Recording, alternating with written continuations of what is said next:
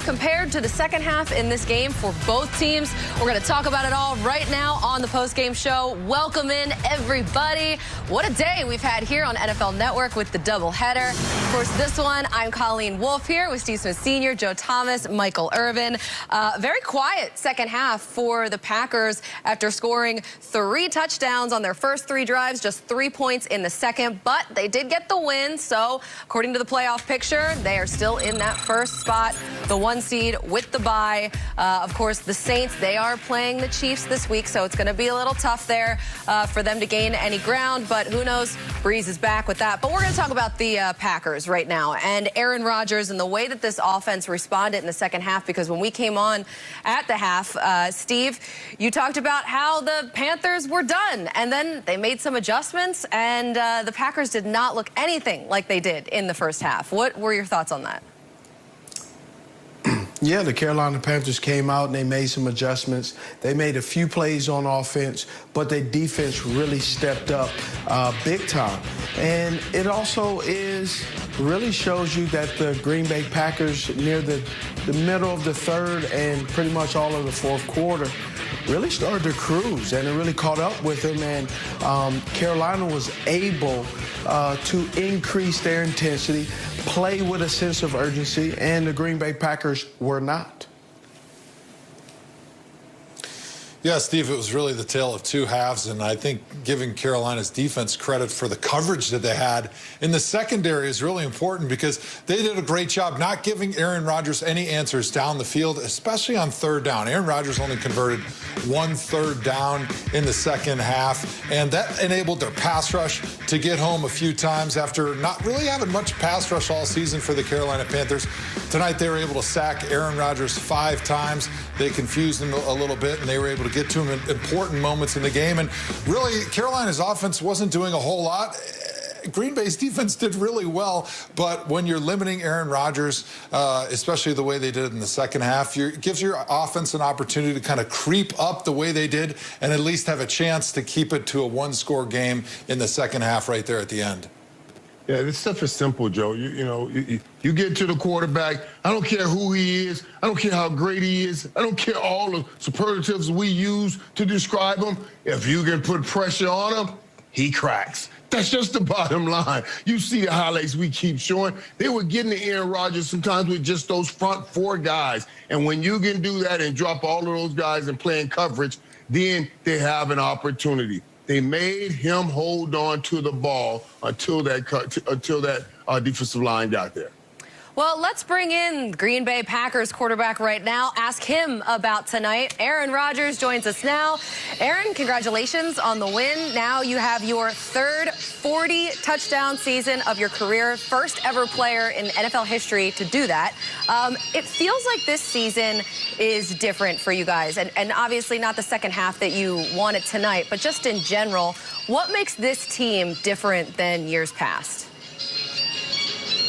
To be honest, I don't know. I mean, this is one of those disappointing wins, the way that we played in the second half. So I got a sour taste in my mouth about how we played in the second half.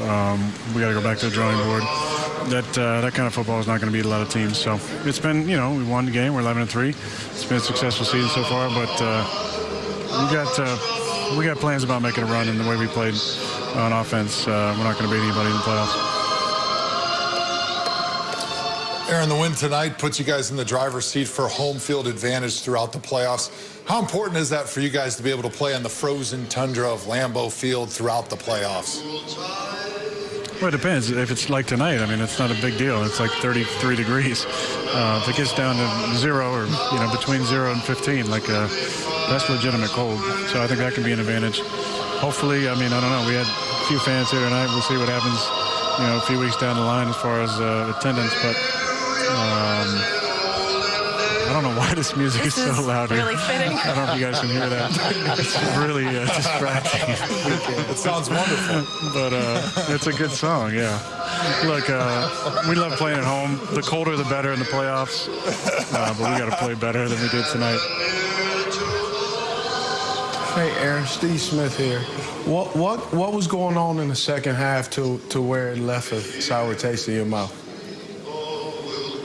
Well, Steve, I think you saw that first 2 possessions, 3 and out, and we just got nothing done. I think we had, 50 yards of offense maybe in the second half. That's just not good enough. That's not winning football. Defense played well tonight. Obviously, Mason had a big kick, but that was some ugly football in the second half. Aaron, it's Michael Irvin, man, and I know you say it's not that cold, 30 or 32, but those NFC teams, they're coming from Tampa. The Saints, they're coming from a dome. Teams like that, Atlanta, LA, they're coming from California. It's going to be freezing, even if it's 32 degrees. I know you're not happy about how you got that win, but can you take something out of being able to turn to your running game and get a win? Because if it's cold like that in the playoffs, that's what those other teams may have to try to do. Yeah, I mean, I understand, Michael, but we've thrown the ball really well over the years in the cold, and today I don't know if it was as much what they did as we did. I mean, they played soft in the secondary a lot. Tay didn't really have any one-on-ones the entire game, which is smart by them. He's had an incredible year.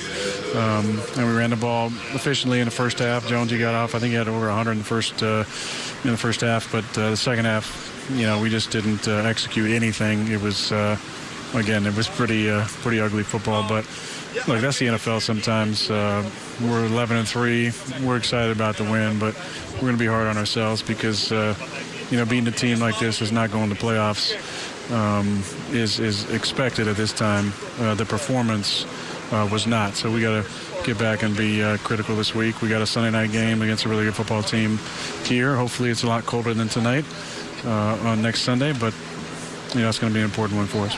Well, Aaron, yeah, you got the Titans coming up on the 27th. So in the meantime, have yourself a merry little Christmas. You guys did get the win tonight, and maybe Santa will bring you guys some more gold. Merry Christmas, buddy. Merry Christmas. Thanks a lot. Joe, you're looking skinny, buddy. Looking good. Thank you. Merry Christmas to you, too. I'm glad the Christmas music put a smile on your face. Wow. You Grinch. That Christmas music was really blaring loud, louder than we've ever heard it, I think, before at the stadium. So Aaron Rodgers there running off the field after the Packers win. He was obviously not happy with how they got the win, but they got it done. So that's really all that matters tonight. We are going to talk about this guy coming up, Aaron.